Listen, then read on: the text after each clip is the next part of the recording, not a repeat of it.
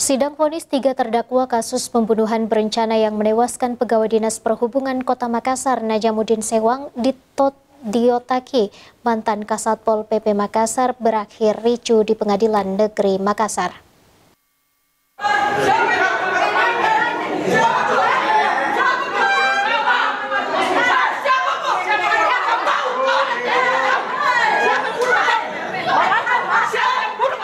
Sidang vonis kasus pembunuhan berencana yang menewaskan pegawai Dinas Perhubungan Kota Makassar Najamuddin Sewang berakhir ricu di Pengadilan Negeri Makassar, Jalan Kartini, Kecamatan Ujung Pandang, Kota Makassar, Kamis siang.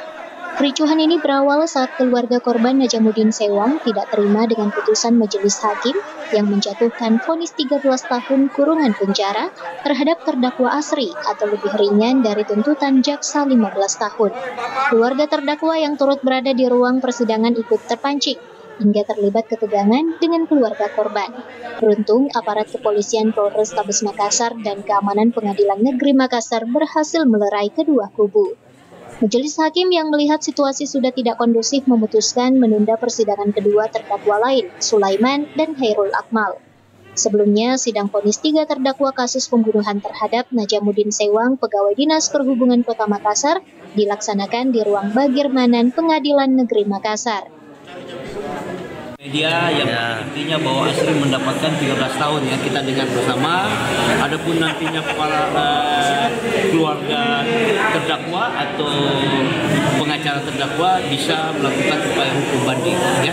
Kalau tidak puas dengan hukuman yang diputuskan oleh majelis hakimnya itu ya. Yang teriak tadi dari mana? Dari pihak keluarganya Asri kayaknya. Ya. Itu kenapa? Ya saya tidak tahu, mungkin merasa dirinya terlalu besar hukumannya ya, berat ya. Ya, mungkin itu.